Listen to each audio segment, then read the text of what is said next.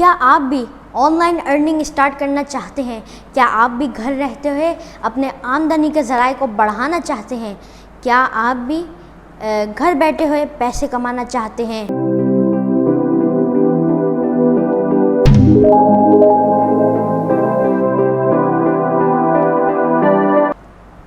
मेरा नाम अब्दुर्रहमान है और आप देख रहे हैं multiple business ideas.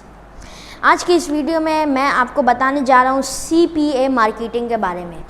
CPA marketing क्या होता है और CPA मार्केटिंग से हम किस तरीके से फ़ायदा उठा सकते हैं, CPA मार्केटिंग से अर्निंग कैसे होती है और CPA मार्केटिंग का इस्तेमाल कैसे होता है, ये सारी चीज़ें मैं आपको बताऊंगा इस वीडियो में।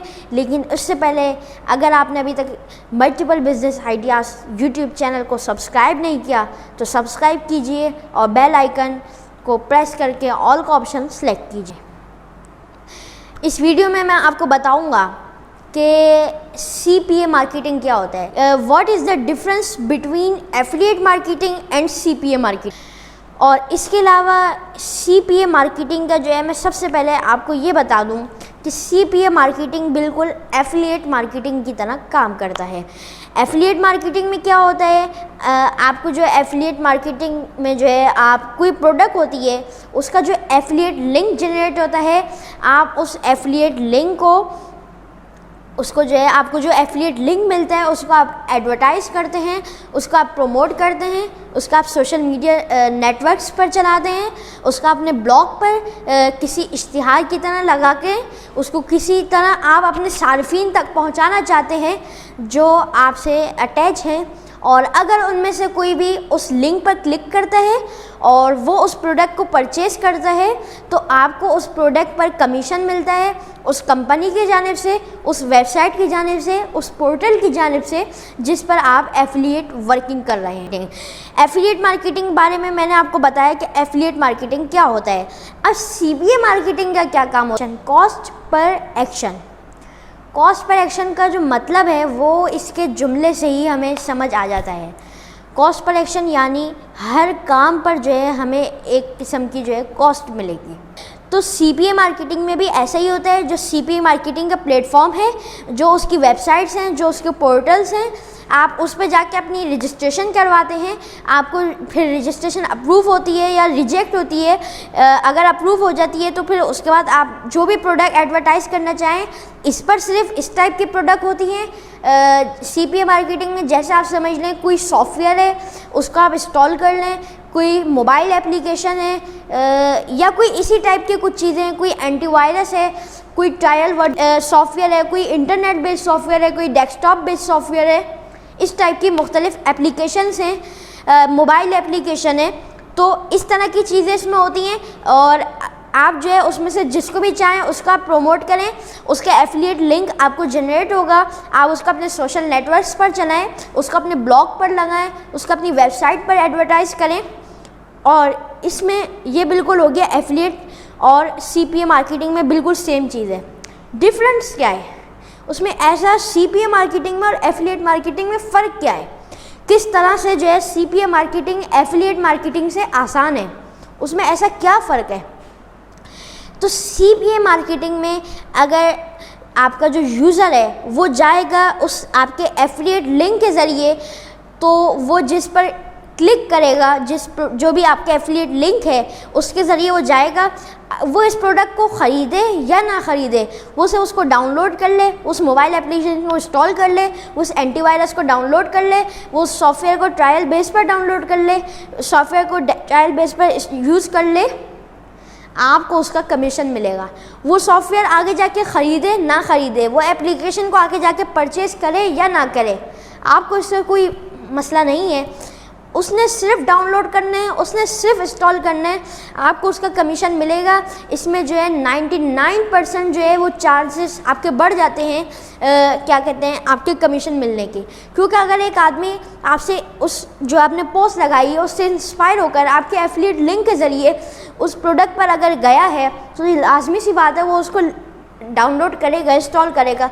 हाँ, अगर ख़रीदने की बात होती तो फिर हम सोच सकते थे कि वो लेगा नहीं लेगा। तो ये तो हो गया difference between affiliate marketing and CPA marketing.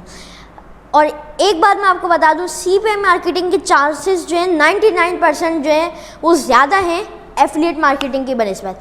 उसका क्या डिफरेंस है, उसकी क्या वजह है, वो मैंने आपको बता दी। अब दूसरी बात जो है वो ये है कि CPA मार्केटिंग की जो है वेबसाइट्स कौन सी हैं, CPA मार्केटिंग की प्लेटफॉर्म्स कौन से हैं, CPA मार्केटिंग के पोर्टल्स कौन से हैं। तो उसमें जो है मैं आपको 5 ऐसी वेबसाइट मैं आपको सजेस्ट करूंगा जिसके ज़रिए उनमें से भी 2 मैं आपको सबसे ज़्यादा सजेस्ट करूंगा, आप उन पर वर्क करें और उसके ज़रिए जो है अपने एफिलिएट लिंक को चलाएं। Number 1 odigger.com, number 2 offerworld.com, number 3 maxbunty.com, number 4 clickboth.com, number 5 peerfly.com। इसमें से जो है 2 मैं आपको सबसे ज़्यादा सजेस्ट करता हूँ, odigger.com, offerworld.com। इन तमाम वेबसाइट्स पर आप जाइए, अपनी रजिस्ट्रेशन करवाइए। और रजिस्ट्रेशन में क्या है, ये तमाम वेबसाइट सिर्फ ईमानदार यूज़र को कबूल करती हैं, फ्रॉड इन पर नहीं चलता। उसके लिए इन्होंने क्या है, बहुत ज़्यादा सिक्योरिटी इन्होंने रखी है।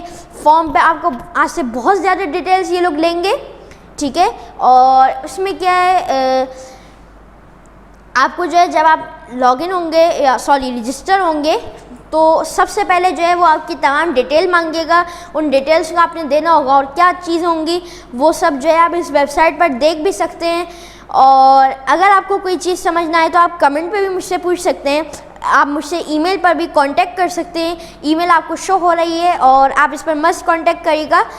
और इसमें जो है आपको जो इन 5 वेबसाइट, इनमें से 2 मैंने आपको सबसे ज़्यादा सजेस्ट किए हैं, इन पर जाके आपने जो है वो करना है। क्योंकि इस पर इतनी सिक्योरिटी किस वजह से है वो मैं आपको बता दूं, जितना ज़्यादा आसान इंसान को जो है अर्निंग का वे मिलता है, अर्निंग जो है जितनी ज़्यादा आसान होती है, फ्रॉड उस जगह पर उतना ही ज़्यादा होता है।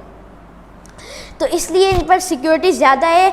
आपने बहुत ध्यान से बिल्कुल रियल चीज़ आपने जो है उस फॉर्म में डालनी है ताकि आपका फॉर्म रिजेक्ट ना हो। मिनिमम जो है आपको 1 वीक लगेगा, 7 डेज़ 8 डेज़, और उसके अंदर जो है फिर आपको फॉर्म का रिज़ल्ट आएगा और उसमें आपको पता चलेगा कि आपकी रिक्वेस्ट एक्सेप्ट हुई है या आपकी रिक्वेस्ट रिजेक्ट हुई है। और वो तमाम तफसील जो है वो उसमें जो है आपको फॉर्म में बता दे, वो ईमेल जाएगी उसमें बता देगी। अगर एक्सेप्ट हो जाती है तो वो फिर उसमें क्या तरीक़ाकार होता है वो इंशाल्लाह मैं आपको आगे नेक्स्ट वीडियो में बताऊंगा, क्योंकि मैंने ख़ुद अपनी रिक्वेस्ट अभी भेजी हुई है और अभी तक कोई ईमेल नहीं आई मुझे। तो फिर देखेंगे रिजेक्ट होती है या एक्सेप्ट होती है। वो तो फिर उसी पर है कि आपने कैसा कंटेंट डाला है, वो उस लायक था और उनके मेयार पर उतरता था। तो ये सारी चीज़ें जो हैं इंशाल्लाह उसी के बाद पता चलेगी। और जैसे ही मेल आएगी मैं इंशाल्लाह वीडियो के ज़रिए आप लोगों को बताऊंगा कि मेरा क्या रिस्पांस निकला, मेरी रिक्वेस्ट एक्सेप्ट हुई है, मेरी रिक्वेस्ट रिजेक्ट हुई है तो क्यों हुई है, उसकी क्या वजूहत थी। और फिर जो है इससे अर्निंग बहुत ईजी है और आप लोग इस तरीक़ेकार को ज़रूर इस्तेमाल करिएगा। अपना एक्सपीरियंस मस्ट शेयर करिएगा मेरे साथ, कमेंट के ज़रिए भी बता सकते हैं या मेल आप मुझे कर सकते हैं। इसके अलावा चैनल सब्सक्राइब ज़रूर करिएगा और इंस्टाग्राम पर फॉलो भी करिएगा। मिलते हैं नेक्स्ट वीडियो में। अल्लाह हाफ़िज़।